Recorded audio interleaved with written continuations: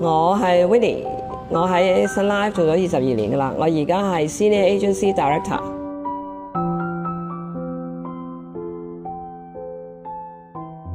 2004年 ，Winnie 經醫生證實腦裏面有一個聽神經線瘤，令佢嘅視力受損。儘管手術成功，佢都只係剩翻2成嘅視力。我望到個鏡好近，爭啲 kiss 個鏡咁滯，見唔到眼耳口鼻。有一次喺個房咁樣，跟住係朝早嚟嘅，佢啱啱起身，然後佢已經話佢唔想再即係活落去咁樣嗰啲。咁佢病人嚟得係完全失控，又冇咗一邊嘅聽力。咁佢諗下做一個手術都做咗成9個鐘頭。嗰段時間都其實見步行步嘅啫，因為你唔知道佢幾時會好返。團隊因為 Winnie 嘅病而士氣低落，不但人數減半，業績亦都大幅下滑。但係佢並冇因此而放棄。至2-3個月之後，佢已經返工㗎喇。佢係就算頭暈啊，各樣都好咧，佢都會喺 office。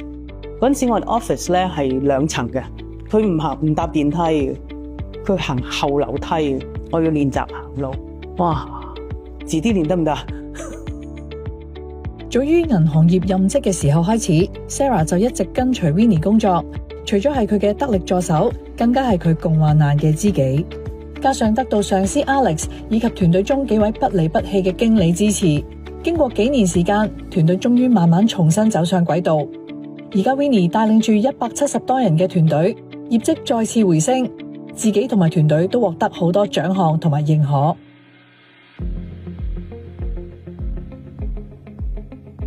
從事保險理財行業之前 ，Winnie 係一位任職銀行10多年嘅高層。我諗 Winnie 一定係第一批就算可以唔好話 Sun Life 啦，我相信係就算喺行業入邊都係第一批喺銀行界即係嚟做保險嘅同事嘅 leaders 啊。咁佢帶咗啲企業嘅文化，即係一啲銀行嘅一啲企業文化入嚟 agency 嘅，所以佢個系統上係比較整齊。轉跑道係 Winnie 經過3年多以來深思熟慮嘅決定。佢嘅直屬經理 Alex 早於30多年前認識 Winnie， 深知 Winnie 係一位能幹有目標嘅人，第一時間已經希望招募 Winnie 加入自己團隊擔任經理。佢去翻另外一間銀行咧，我哋都耐唔中不斷接觸嘅，差唔多在2年到嘅時間到啦。咁就開始佢有啲心喐，咁我就用咗另外1年嘅時間演繹翻成件事，究竟一個角色係點樣去營運。喺呢一個全新嘅領域 ，Winnie 同佢嘅團隊都沿用銀行嘅高規格同操守，為客戶提供最專業嘅服務。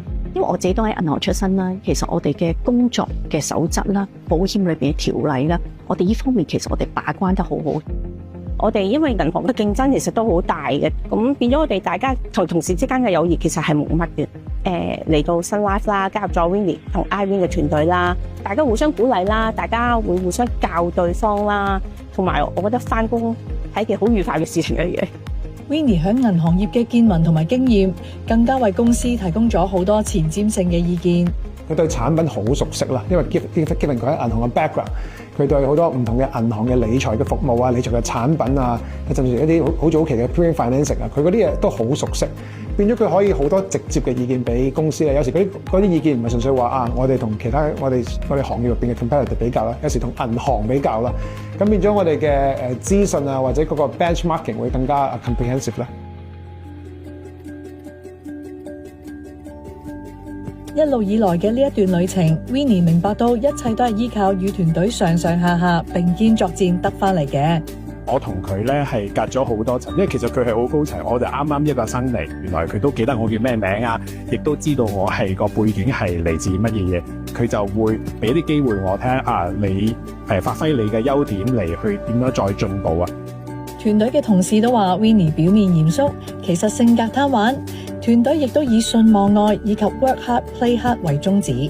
老闆成日教我哋嘅，其實點樣去管理個團隊咧？透過啲活動裏邊，點樣可以睇到身邊嘅人需要啲咩咧？咁我哋做活動咧，就希望團隊裏邊咧係一個相輔相成嘅效果。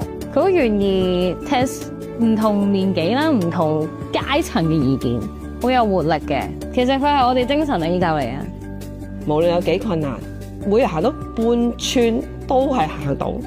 總之堅持落去，咁但係我成日同自己講得㗎啦，你諗住自己會好快㗎啦，最尾嗰日你嘅最尾都係諗住好返，我就係咁樣一路堅持住落去，帶住自己嘅決心去行呢條路咯。